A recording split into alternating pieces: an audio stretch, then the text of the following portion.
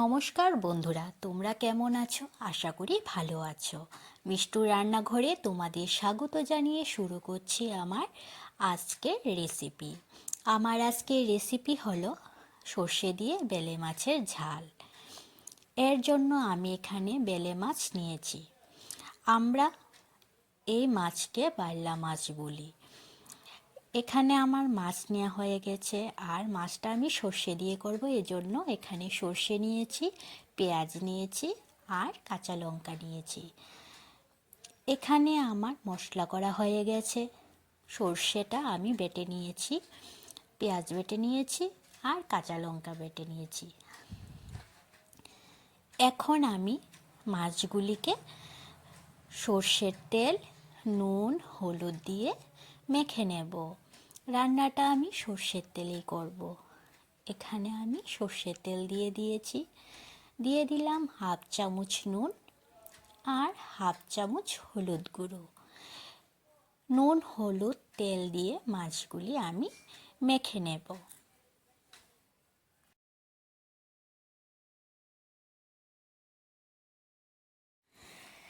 নুন, হলুদ, তেল দিয়ে মাছগুলি আমার মাখা হয়ে গেছে। এখন আমি মাছগুলির মধ্যে মশলা দিয়ে দেব। প্রথমে আমি 2 চামচ সর্ষে বাটা দিয়ে দিলাম। তারপর আমি দিয়ে দিলাম 1 চামচ কাঁচা লঙ্কা বাটা। কাঁচা লঙ্কা বাটা দেওয়ার পর দিয়ে দিলাম 1.5 চামচের মতো পেঁয়াজ বাটা। সব মশলা দেওয়ার পর এখন মাছ আর মশলা আমি একসাথে মেখে নেব।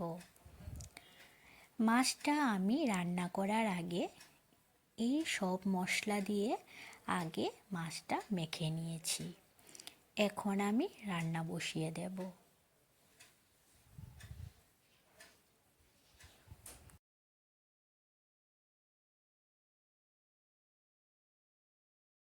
মাছ মাখা হয়ে গেছে। এখন আমি গ্যাসে কড়াই বসিয়ে দিয়েছি। এখন আমি দিয়ে দিলাম সর্ষের তেল। রান্নাটা আমি সর্ষের তেলেই করব। সর্ষে দিয়ে মাছ রান্না করলে, এই রান্নাটা সর্ষের তেল দিয়ে করলে খেতে ভালো লাগে। তেলটা গরম হয়ে গেছে। ফোড়নে আমি দিয়ে দেব কালো জিরে। মাছটা ফোড়ন দেওয়ার আগে তেলটা আমি পুরো কড়ার মধ্যে লাগিয়ে নিয়েছি, তাহলে মাছগুলি সাইডে লেগে যাবে না। ফোড়নে আমি দিয়ে দিচ্ছি কালো জিরে।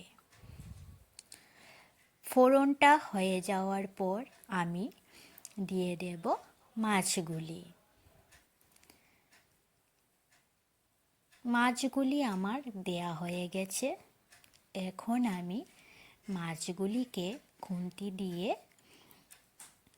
ছড়িয়ে দেব।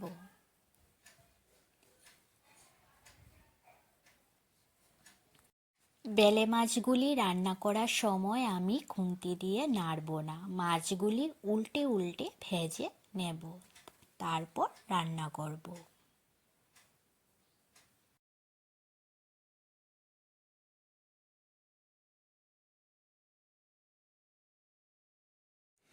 বেলে মাছগুলি আমি যেভাবে উল্টে উল্টে রান্না করে নিচ্ছি, এইভাবে রান্না করলে তাহলে মাছগুলি ভাঙবে না, আর মাছ ভাজাটাও সুন্দরভাবে হয়ে যাবে।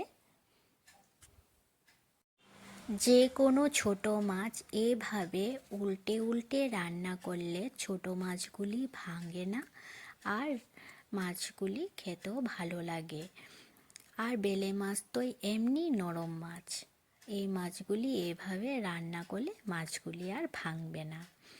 মাছটা আমার মশলার সাথে ভাজা হয়ে গেছে। এখন আমি দিয়ে দেব জল। বেলে মাছের মধ্যে আমি ঝোল দিয়ে দিয়েছি। ঝোলটা ফুটে এসেছে, আর 5 মিনিটের মতন রান্না করলেই হয়ে যাবে। যখন দেখা যাবে যে ঝোলটা শুকিয়ে এসেছে আর তেল ছেড়েছে ঝোল থেকে, তখন আমার মাছ তরকারিটা নামিয়ে নেব। সর্ষে দিয়ে বেলে মাছ আমার রান্না হয়ে গেছে। নামানোর আগে আমি দিয়ে দিলাম কাঁচা লঙ্কা আর দিয়ে দেব কাঁচা সর্ষের তেল। এখন আমি মাছের প্লেটে নামিয়ে নেব। আমার রেসিপিটি যদি ভালো লেগে থাকে তাহলে লাইক আর সাবস্ক্রাইব করে দেবে।